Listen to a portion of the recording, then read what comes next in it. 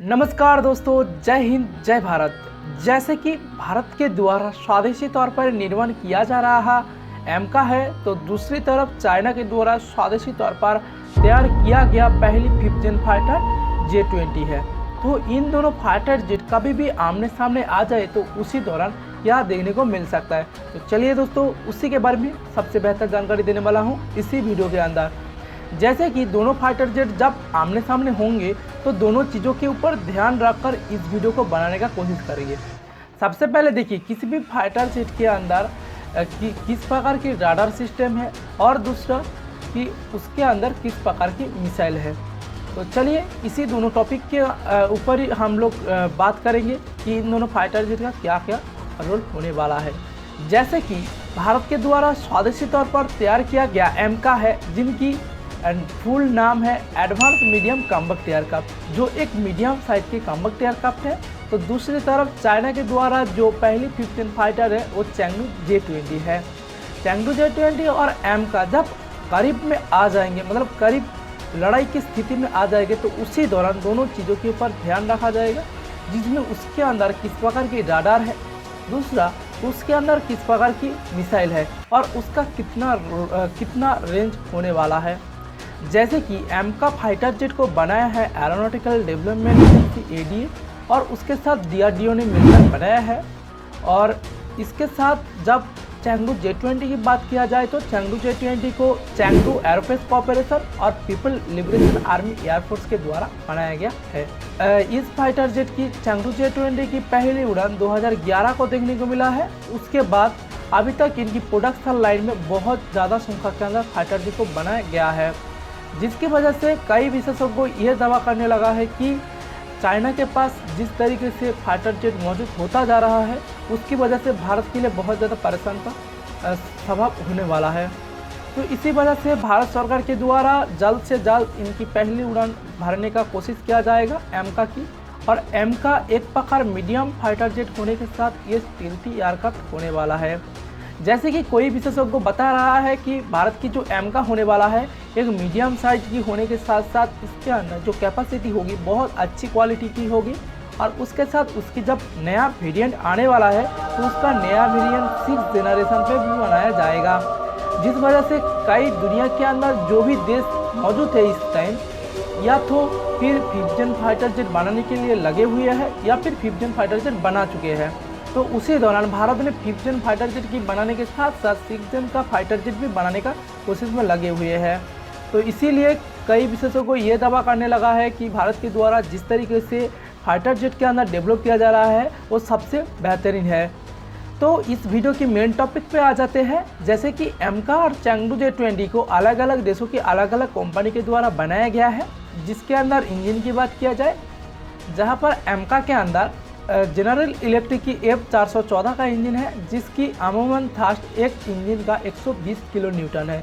तो मतलब दोनों इंजन को मिला दिया जाए तो करीबन 280 किलो न्यूटन थ्रस्ट प्रोड्यूस करने वाला इंजन होगा। तो दूसरी तरफ चैंगडू J-20 की अलग है, क्योंकि चैंगडू J-20 की जो इंजन है वो सेंगयोंग WS-10C नामक इंजन है, जिनकी अमूमन जो थ्रस्ट 140 किलो न्यूटन से लेकर 170 किलो न्यूटन के आसपास होने वाला है। इस फाइटर जेट के अंदर जो दो इंजन लगाया जाएगा उसकी अमूमन जो थ्रस्ट पैदा होगा वो लगभग 280 से 290 किलो न्यूटन तक थ्रस्ट को प्रोड्यूस कर सकता है। उसी दौरान चाइना के चैंगडू J-20 की रफ्तार ज़्यादा होने का संभावना बताया जा रहा है। लेकिन बता देता हूं दोस्तों, जहां पर एमका की इंजन की थ्रस्ट कम है लेकिन एमका एक मीडियम साइज है, तो दूसरी तरफ चैंगडू J-20 बहुत बड़ी साइज की फाइटर जेट होने के साथ साथ उसको जो थ्रस्ट प्रोड्यूस करने का जो भी थ्रस्ट प्रोड्यूस करेगा उसके दौरान उसकी रफ्तार ज़्यादा नहीं होने वाला है। तो इसकी वजह से इसके अंदर किस प्रकार की राडार लगाया जाएगा, जिस वजह से इस फाइटर जेट को ज़्यादा से ज़्यादा हवा में ताकत मिल सके। तो इसके वजह से देखा जाए तो एमका जहां पर भारत के द्वारा स्वदेशी तौर पर निर्माण किया जा रहा है, उसके अंदर LRDE उत्तम ऐसा राडार लगाए जाने की वजह से इसकी अमूमन जो रेंज होने वाला है लगभग 200 से 300 किलोमीटर तक होने वाला है। तो दूसरी तरफ चैंगडू J-20 की तो इसके अंदर KLJ-5 ऐसा राडार लगाया जाएगा, जिसके अंदर अमूमन जो इनकी रेंज होने वाला है लगभग 300 से 400 किलोमीटर तक होने वाला है। तो इस वीडियो की मेन टॉपिक पे आ जाते हैं, जैसे कि एमका और चेंगडू J-20 के अंदर किस प्रकार की मिसाइल लगाया जाएगा। उसके बाद किया जाए तो जहां पर एमका के अंदर अस्त्र मार्क 1, अस्त्र मार्क 2 और अस्त्र मार्क 3 की मिसाइल लगाया जाएगी, जिसकी अमूमन रेंज 350 किलोमीटर तक है। और दूसरी तरफ चेंगडू J-20 की बात किया जाए, चेंगडू J-20 के अंदर PL-10, PL-12, PL-15 और PL-21 करके मिसाइल को लगाया जाएगा, जिसकी अमूमन रेंज 300 किलोमीटर तक है।